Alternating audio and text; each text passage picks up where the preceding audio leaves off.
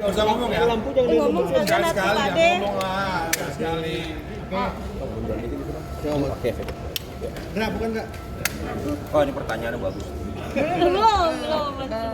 Mas Bane boleh dijelaskan Ya. tentang agenda hari ini? Ya, terima kasih buat teman-teman media. Hari ini kami mengadakan diskusi dari isu-isu yang terjadi akhir-akhir ini yang dalam tanda kutip akhirnya jadinya melibatkan pencipta dengan penyanyi. Jadi diskusi hari ini sebenarnya pengen meluruskan sebenarnya apa saja sih yang aksi perjuangkan untuk kebaikan industri musik Indonesia. Dan dari message yang bisa kami sampaikan pada hari ini, kita selalu support industri ini supaya lebih baik. Tadi data-data dan masalah-masalah yang ada sudah kita paparkan semua, baik dari aksi sendiri, kemudian tadi ada dari Dirjen juga, sama-sama memberikan apa sih inventaris masalahnya yang terjadi gitu. Jadi sekarang ini posisinya kami tetap mensupport dan mendorong percepatan perubahan daripada Undang-Undang Cipta 2014 yang memang sekarang sedang masuk revisi di Prolegnas DPR RI.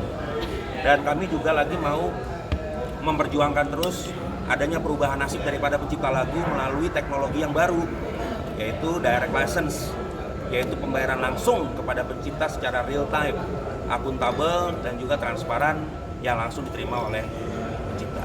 Kira-kira seperti itu. Kalau Mas Bani mungkin melihat dari banyak yang pencipta lagu yang bisa dibilang itu cukup prihatin dengan tidak mendapatkannya royalti hak-hak mereka, gimana nih Mas? Ya memang mau tidak mau, suka tidak suka kita harus mengakui bahwa ini memang sudah menjadi budaya yang sangat lama dan menjadikan kerugian bagi para pencipta, terutama ya yang pencipta zaman dulu ya Mas Bio ya, zaman-zaman tahun 70-80-an, mungkin di 90-an juga mengalami, bahkan di pencipta yang sekarang pun masalah ini juga kita alami gitu. Jadi kita ingin supaya ini tidak berlama-lama lagi, tidak lagi menjadi budaya, tapi tadi juga di acara ini izin Mas Dhani mewakilkan, tadi Mas Dhani juga menyampaikan apresiasi ya terhadap keluarga almarhum mantan basisnya Dewa, Mas Erwin Prasetya, dan itu merupakan contoh dan budaya yang harus dicontohkan kepada industri ini bahwa memang ya seperti itulah kehidupan antara pencipta lagu dengan penggunanya supaya industri ini semakin sehat. Kira-kira seperti itu. Sebenarnya mungkin dari pembicaraan yang aku saksikan, jika DDL ini disetujui nanti, artinya aksi akan menggeser kerja para LMK itu ya, yang dinilai tidak becus selama ini. Nah ini biar ketum aja yang jawab. Coba. Jadi dengan adanya DDL yang diinisiasi oleh aksi, DDL ini sifatnya hanya membantu dan sebagai partner kerjanya LMK yang udah ada. Karena mau tidak mau dan ini harus, karena sejauh ini LMK yang kita anggap bisa memberikan kontribusi yang besar buat para pencipta lagu ternyata belum berhasil memberikan efek manfaat ekonomi buat para pencipta lagunya, terutama sekali untuk performing right, konser, pertunjukan musik dan show. Jadi dengan adanya DDL ini nanti akan menjadi partner atau menjadi tandem daripada LMK yang sekarang ada, supaya benar-benar bisa berjalan antara direct license atau dengan yang dijalankan, sistem yang dijalankan oleh LMK yaitu blanket license, ini bisa berjalan bersama. Dan kita sebut ini mungkin ya namanya hybrid license lah. Jadi direct bisa, blanket bisa, tergantung para pencipta lagu mau seperti apa. Jadi best practice saja, mau pilih yang direct license atau yang blanket license. Ya, jadi kalau perlu ditambahkan, kita sebenarnya tidak ada pretensi untuk ini menggantikan atau menggeser, enggak. Karena kita di sini adalah pencari solusi, di mana solusi ini yang terbaik untuk sekarang di tahun seperti ini, di teknologi dan digitalisasi yang berkembang, adalah pencipta lagu memang seharusnya mendapatkan langsung real time. Ya, dari laporan yang ada pun ternyata kinerjanya tidak baik gitu loh. Yang kita terima pun hanya ratusan ribu, bahkan ada yang 0 rupiah. Nah ini yang menjadi kritisi kita, bahwa sebenarnya teknologi seperti ini tidak lagi bisa digunakan. Nah makanya kita mengajukan adanya direct license ini menjadi penemuan baru untuk koleksi royalti. Mas Dodi mungkin Saya luruskan dulu. Ya. Tadi kan dibilang kalau diizinkan dalam revisi undang-undang.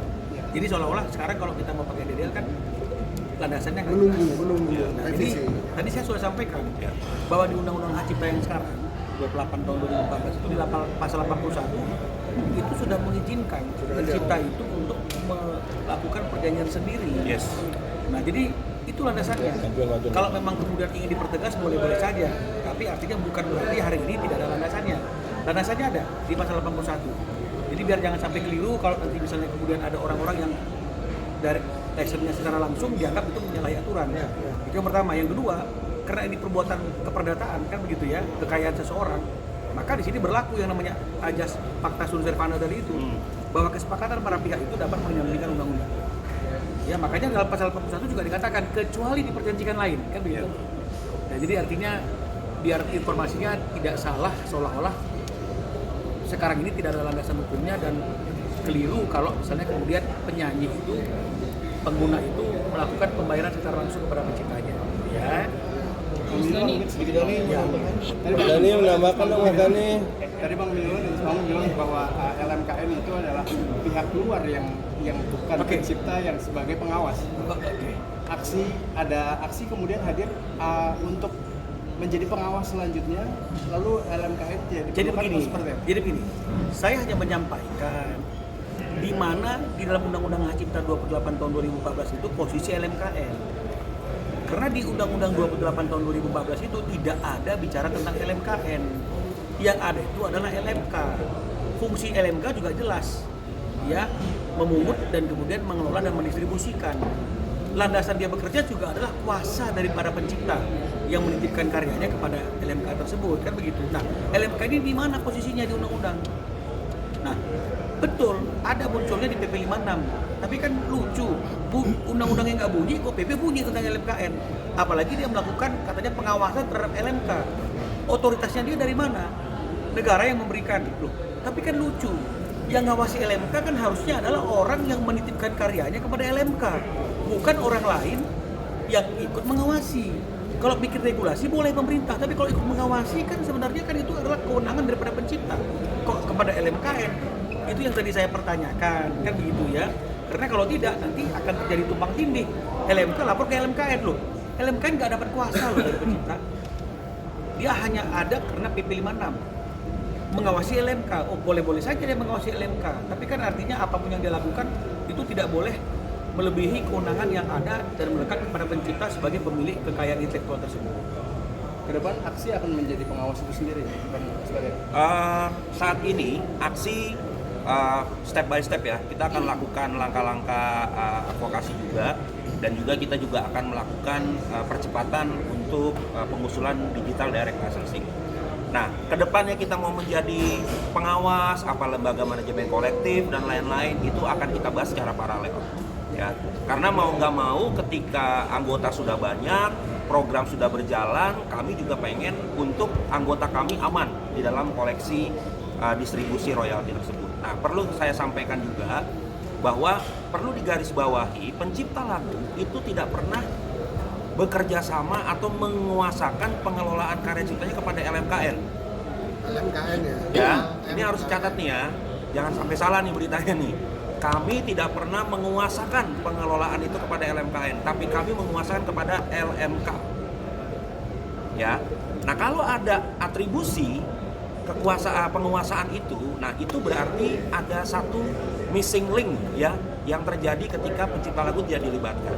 Nah ini yang menjadi core of problemnya, yang menjadi masalahnya ini seperti ini, bahwa pengelolaan itu tidak dikuasakan kepada LMKN.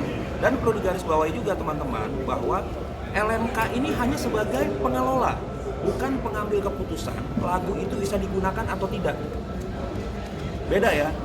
Lagu Separuh Nafas itu ada penciptanya, lagu Bila Rasaku Rasamu ada penciptanya, Sesuatu Yang Tertunda ada penciptanya. Jadi penciptanya bukan LMK, bukan LMKN. Pencipta itu setiap orang yang ada hak moralnya yang ada dalam lagu tersebut. Nah itu beda konteksnya. Nah itu yang perlu saya sampaikan supaya tidak terjadi misunderstanding dalam pemahaman. Pak De, akhirnya beraksi nih terkait ada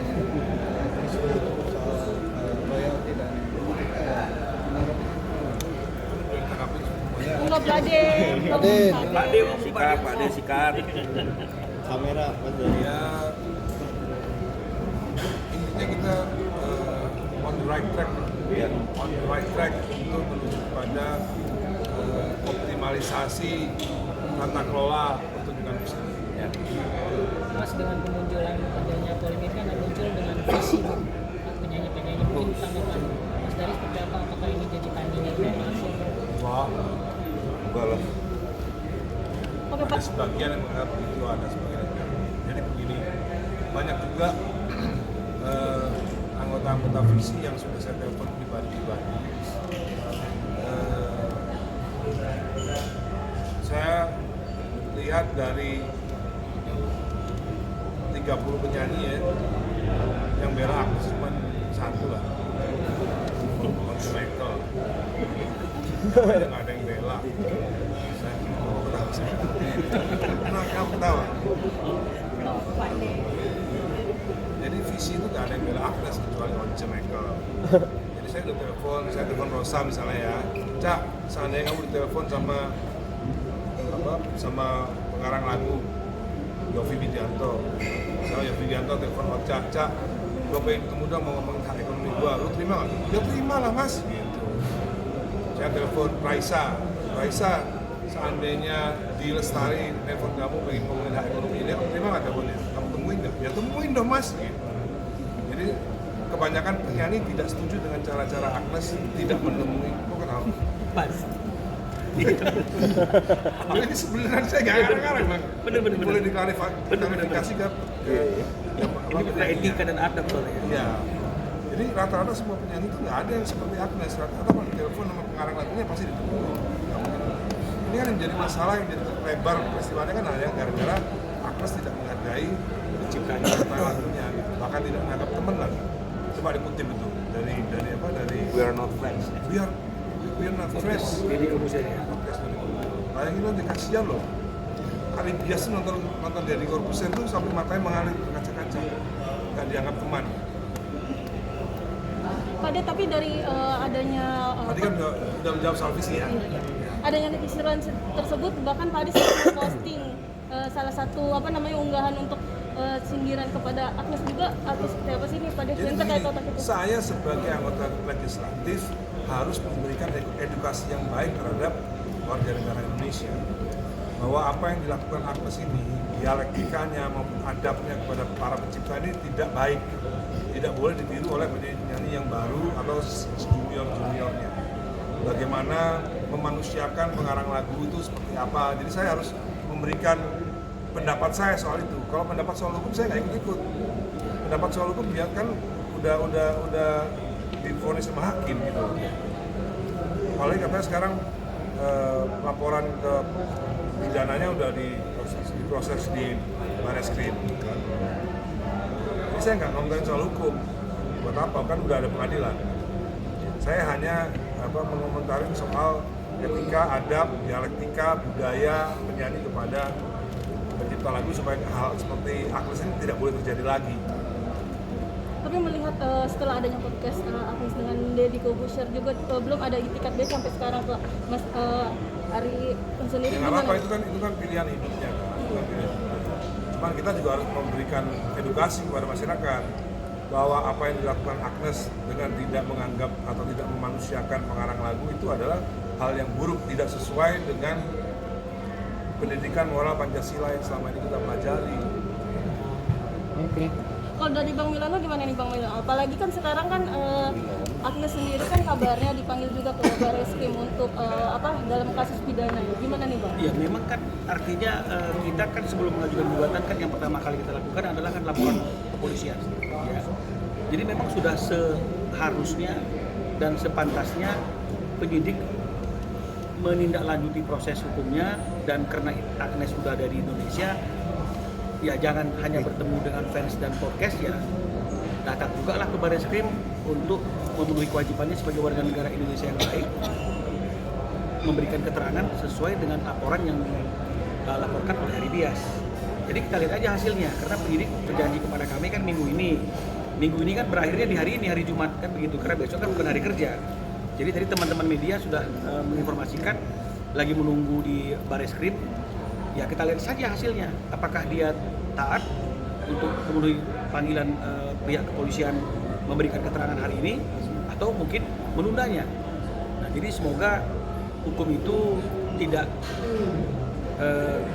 tidak membeda-bedakan, tidak mendiskriminasi, kan gitu. Mau siapapun dia, nama besar sekalipun, kalau memang sudah melanggar aturan ya wajib untuk bertanggung jawab dan diperiksa oleh pihak penyidik. Tapi ini mungkin pemanggilan yang pertama kali atau sebelumnya sudah pernah dipanggil sih Bang? Sebelumnya sudah pernah dipanggil ya, tapi karena alasan yang bersangkutan tidak ada di Indonesia, mungkin sampainya panggilan tidak sampai. Tapi sekarang kan ini artinya dia sudah ada di Indonesia dan sesuai dengan informasi yang didapat oleh penyidik ya, minggu ini ya kita berharap hari ini dia datang dan dia memenuhi kewajibannya untuk memberikan keterangan sebagai terlapor. Bang, terkait dari Tio, kalau regulasinya berjalan lancar, kira-kira lebih besar mana 2% dari tiket tapi dibayar di akhir atau 10% untuk pencipta lagu?